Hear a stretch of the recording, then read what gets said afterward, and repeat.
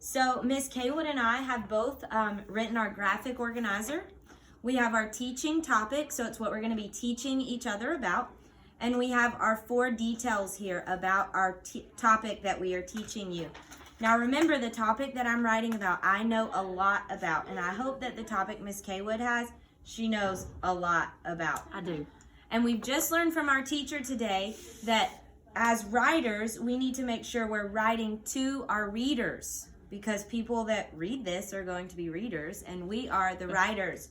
So we've just added our strategy to think about what the reader wants to know, like asking questions like who, where, how, when, and why.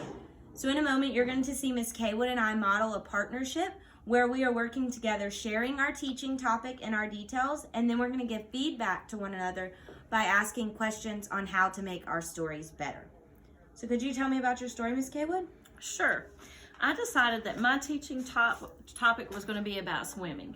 Now, I know a lot about swimming, so I wanted to focus on one stroke, which was called the butterfly. First, there are 4 different strokes in swimming. So when you do the butterfly, there are 3 different things that you have to remember. Okay. The first thing you have to remember is how you kick your legs. The second thing you have to remember is how you move your arms, and that way you can put everything together so that you can do the whole stroke. Okay. So in here, I'm telling you exactly how you move your arms, because your arms have to move together at the same time. Your legs are going to stay together and they're going to move together at the same time. And then you have to put your arms and your legs together to make the butterfly stroke flow. And you pretty much glide across the top of the water just like a butterfly. So that's how you learn how to do the butterfly. Well, you've taught me something, Miss Kaywood, but as the reader of your story, there's something I don't quite get. Oh, yeah? At the beginning, you told me there were 3 things I needed to know about butterfly swimming. Oh. You told me my legs needed to stay together, my arms needed to stay together, they needed to go together, but you told me I needed to know how to breathe, but then when you were giving me your details, you didn't tell me how to breathe.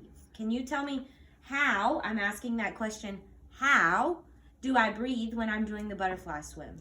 Absolutely, and that is something that I left completely off of my graphic organizer, because when you get your arms moving and they push down, that's when your head comes up out of the water to take a big breath, and when your arms come up out of the water and go across the top like your butterfly wings going across the top, then your head goes back in the water. I think you should definitely add that somewhere in your details so that it helps me better understand as the reader how to do it. That would be great. Thank you, Miss Kaywood. Thanks I hope you're for able helping to me. take that.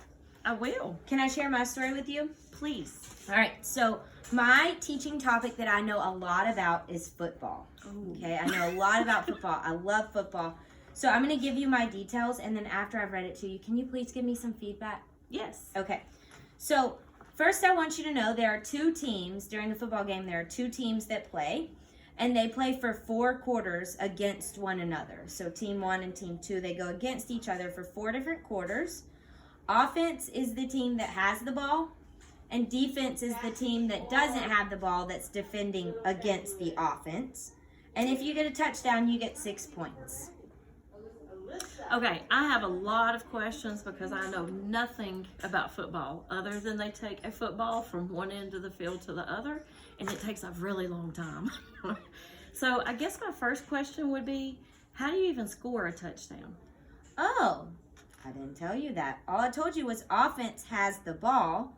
So the way you score the touchdown is you play the game by passing the ball or by a teammate running the ball while the defense is going against you.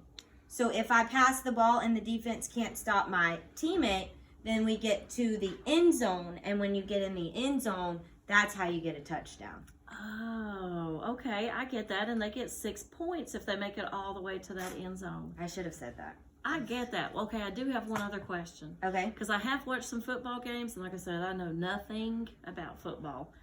Why do sometimes they put 7 on the scoreboard if you say a touchdown is 6 points? Oh, yeah. So the touchdown when you get into the end zone gets you 6 points. And after you make a touchdown, your team has the chance to kick the ball into those big uprights, those big things that look like this. And if the ball goes in between those big things, you get 1 extra point. And 6 plus 1 is equal to 7. Oh, that would be great if you added that in your story for people like me that know nothing about football. Okay. And that would probably help clear some questions up about the story that I have or Thank that you. you wrote.